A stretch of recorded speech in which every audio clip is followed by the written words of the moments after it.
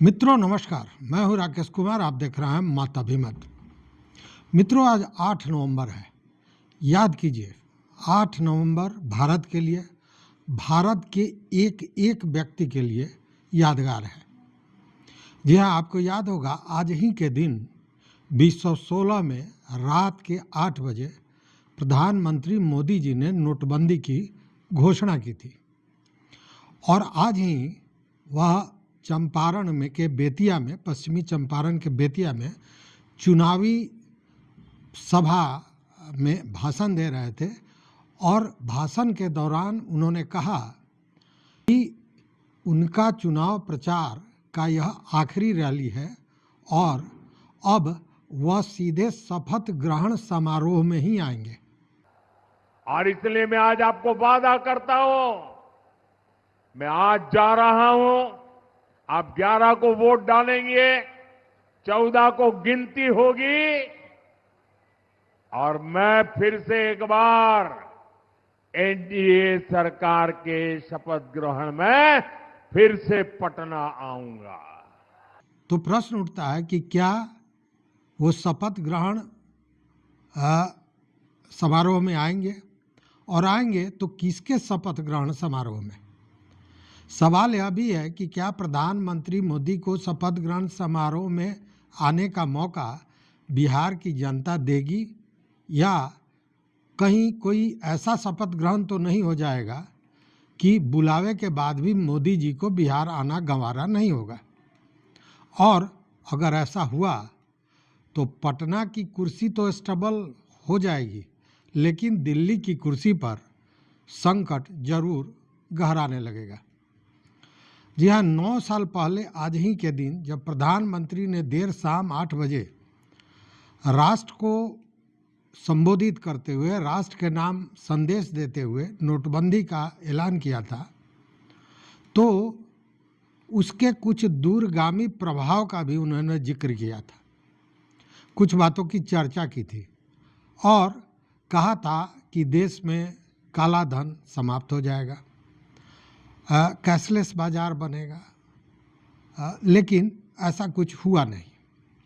तो आज जो बातें मोदी जी ने चंपारण में कही, क्या वो सच होगा? शपथ ग्रहण में आएंगे, और आएंगे तो किसके शपथ ग्रहण में? क्योंकि भाजपा तो नीतीश कुमार को सीएम का चेहरा मानने को तैयार नहीं थी, पर प्रथम चरण का जो मतदान हुआ और उसके बाद जो रुझान मिले, वो भाजपा के लिए निश्चय ही घबराहट पैदा करने वाले थे। और शायद यही वजह है कि एनडीए के कुछ नेताओं ने बिहार के सत्ता की कुर्सी पर नीतीश को प्रतिष्ठापित करने की बात कही है और अब शुरू कर दिए हैं यह कहना। पूरे देश ने देख लिया कि जो एक रिकॉर्ड बन गया, कहें कि आज़ादी के बाद, कि पहली बार इतनी बड़ी संख्या में मतदाता निकले और उन्होंने अपने मताधिकार का प्रयोग किया। पहली बार 65% से ज़्यादा वोट पड़े हैं, और यह तो इलेक्शन कमीशन ने आज कह दिया, जबकि कल तक 64% की बात थी। अब दूसरे चरण में क्या होगा? जब इतनी बड़ी संख्या में मतदाता अपने मत का प्रयोग कर रहे हैं, तो प्रधानमंत्री जी को इसकी हवा तो 6 नवंबर के शाम में ही लग गई थी और उन्होंने आपातकालीन बैठक बुला ली थी।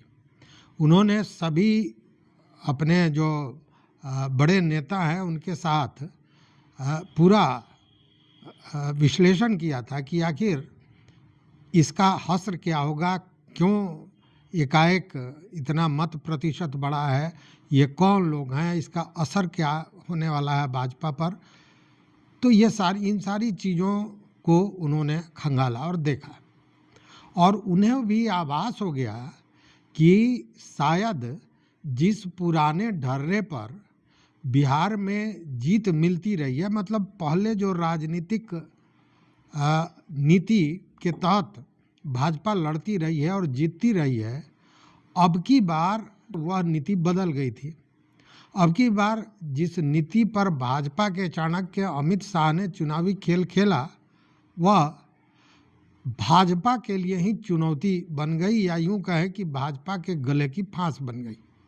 आज के भाषण में प्रधानमंत्री नरेंद्र मोदी जी का कहना कि मैं कह सकता हूं कि यह चुनाव हम लोग नहीं लड़ रहे हैं, कोई एनडीए का नेता नहीं लड़ रहा है, ना मोदी लड़ रहा है, ना नीतीश कुमार लड़ रहे हैं, यह चुनाव बिहार की जनता लड़ रही है।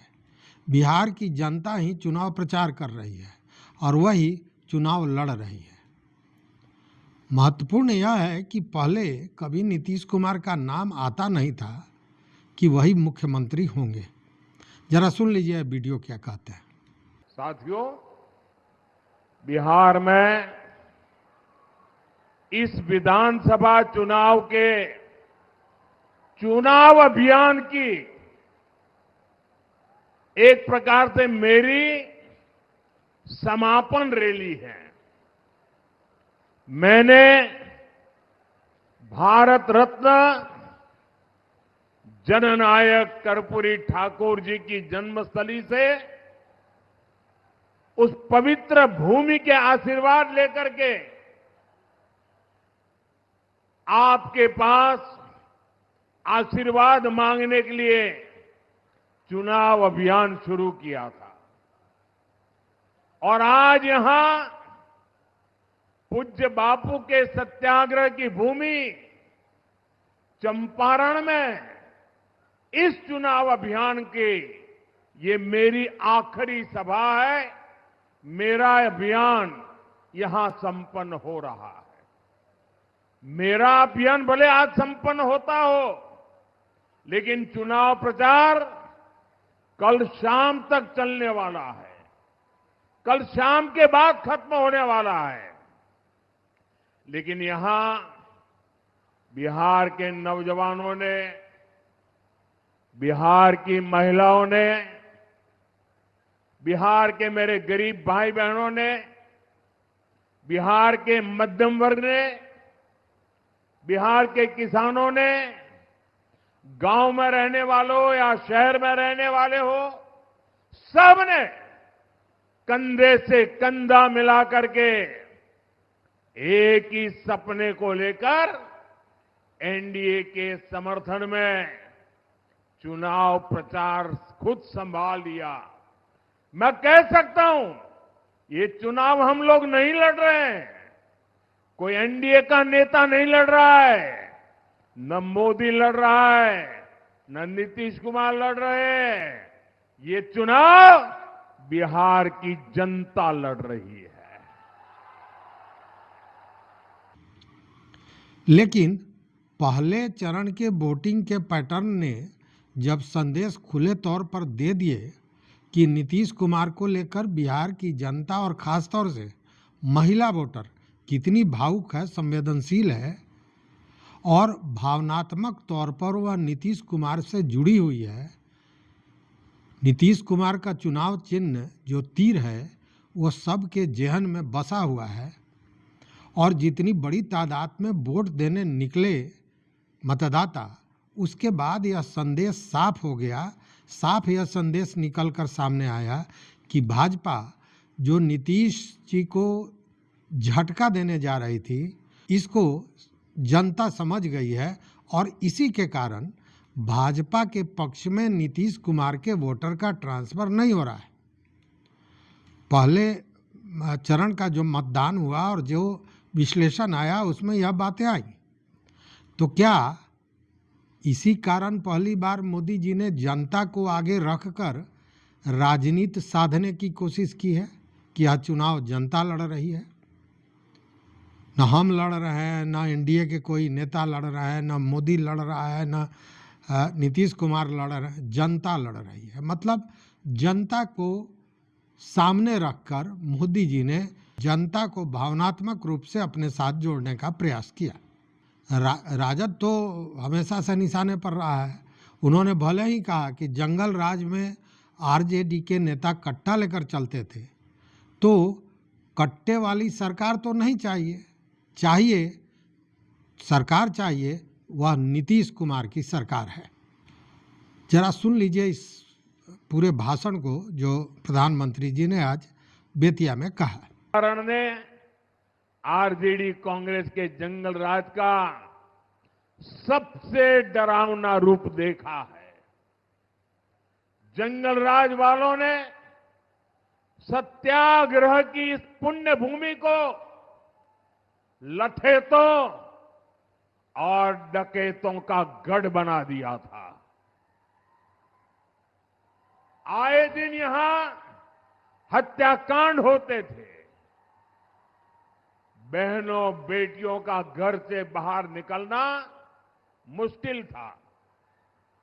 साथियों, ये सारी बातें मैं आपको इसलिए याद दिला रहा हूं क्योंकि जहां कानून का राज खत्म होता है, वहां सबसे पहले गरीब, वंचित, पीड़ित बेहाल होता है। जहां कट्टे और रंगदारी का राज चलता है, वहां नौजवानों के सपने दम तोड़ देते हैं। जहां गुंडा राज होता है, वहां दुकानदारी चौपट हो जाती है, व्यापार कारोबार ठप पड़ जाता है। साथियों, आपने नीतीश जी के नेतृत्व में एनडीए का सुशासन देखा है, आपने शांति देखी है, बिहार के लोगों ने सुकून पाया है। लेकिन इसको जंगल राज से बचाए रखना ये हम सबकी जिम्मेदारी है। मतलब उन्होंने खुले तौर पर कह दिया कि नीतीश सरकार चाहिए। मतलब कि भाजपा नीतीश जी को जो सीएम के चेहरा के रूप में घोषित करने से कतरा रहा था, भाग रहा था, बार बार पूछे जाने पर भी किसी भी भाजपा के बड़े नेता ने ये ऐलान नहीं किया था, वह स्थिति बदल गई और मोदी जी को मंच से कहना पड़ा कि सरकार नीतीश की चाहिए। मतलब जो सरकार चाहिए वो नीतीश की है। अब जरा ये देखिए कि मोदी जी के विचार और भाषण में इतना परिवर्तन पहले जनता को लेकर, उसके बाद नीतीश कुमार को लेकर आया तो कैसे आया? तो क्या ये वाकई प्रधानमंत्री को सिर्फ बिहार दिखाई दे रहा है या बिहार चुनाव के पीछे उन्हें दिल्ली की कुर्सी भी दिखाई देने लगी है, जहां यह संकट तो मचेगा और यह भयावह संकट बिहार के जनादेश के बाद दिल्ली में मच सकता है, मचने वाला है। और कहीं इसके चपेट में कोई दूसरा तो आएगा नहीं। आएंगे प्रधानमंत्री मोदी जी और मोदी जी के साथ उनके जो चाणक्य हैं गृह मंत्री अमित शाह जी, वो इस जद में आएंगे और यही दोनों बीजेपी की पूरी सियासत को हाँक भी रहे हैं, जिताते भी रहे हैं। और इन परिस्थितियों के बीच कौन कहां कैसे किस रूप में खड़ा होगा, क्योंकि शुरुआत तो गृह मंत्री अमित शाह ने की थी, जो एक इंटरव्यू में कहा था कि दरअसल प्रोटोकॉल भी होता है, नियम कायदे भी होते हैं, इसलिए तो नीतीश मुख्यमंत्री होंगे या नहीं होंगे यह तो विधायकों को तय करना है, वह खुद कौन होते हैं तय करने वाले। लेकिन फिर वही बात, पहले चरण का मैसेज बिहार के भीतर आज जीत हार तय कर रहा है और प्रधानमंत्री मोदी जी को इससे दिल्ली में अपनी राजनीतिक जमीन कहीं न कहीं हिलती दिखाई दे रही है। तो फिर गृह मंत्री क्या कहेंगे, किस रूप में अपनी बातों को रखेंगे? एक झटके में आज के दिन वह भी पलट गए, मतलब चाणक्य महोदय।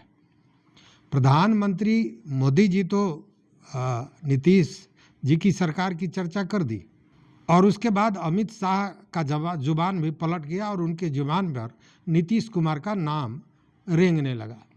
खुले तौर पर वह यह कहने से नहीं चूके कि दिल्ली में प्रधानमंत्री के पद पर मोदी हैं, वह कुर्सी खाली नहीं है तो राहुल गांधी को उस दिशा में देखना नहीं चाहिए। और पटना में मुख्यमंत्री नीतीश कुमार हैं तो उस दिशा में लालू के बेटे भी नहीं देखें। मतलब कि बड़े साफ गोई से बिना घोषणा किए हुए उन्होंने जनता के बीच यह संदेश देने का प्रयास किया कि नीतीश कुमार ही अगले मुख्यमंत्री होंगे। चूंकि जिद्दी प्रवृत्ति के तो हैं और उन्होंने जिद ठान रखा था कि नीतीश कुमार को भाजपा अगला मुख्यमंत्री का चेहरा के रूप में घोषित नहीं करेगी। लेकिन प्रथम चरण के चुनाव का जो मतदान हुआ है और उसके बाद जो रुझान आए हैं, जो चीज़ें निकल कर सामने आई है, उसके बाद यह कहना उनकी भी मजबूरी हो गई है। और इसीलिए मोदी जी से लेकर और अमित शाह तक अपनी बात से पलटते हुए नीतीश जी को मुख्यमंत्री का चेहरा परोक्ष रूप से कह दिया कि वो बनेंगे। सवाल यह नहीं था कि वह सोनिया गांधी के बेटे राहुल गांधी को चिढ़ा रहे हैं या फिर लालू प्रसाद यादव के बेटे तेजस्वी यादव को डरा रहे हैं। जी नहीं, यह तो परिस्थितियां हैं जो कहने पर मजबूर कर रही हैं। क्योंकि नीतीश जी की जीत होती है और मुख्यमंत्री की कुर्सी नहीं मिलती तो दिल्ली की कुर्सी पर खतरा मंडरा सकता है। क्योंकि बिहार के चुनाव का असर दिल्ली में होना तय है। तो इस वीडियो में इतना ही। मित्रों, इस विश्लेषण पर आपका क्या मत है, आपका क्या विचार है, ज़रूर बताइएगा हमारे कमेंट बॉक्स में। और अगर चैनल पर नए हो तो सब्सक्राइब कीजिए, लाइक कीजिए, दोस्तों के साथ शेयर कीजिए और अपना विचार ज़रूर दीजिए। बहुत बहुत धन्यवाद, कोटिशाह आभार।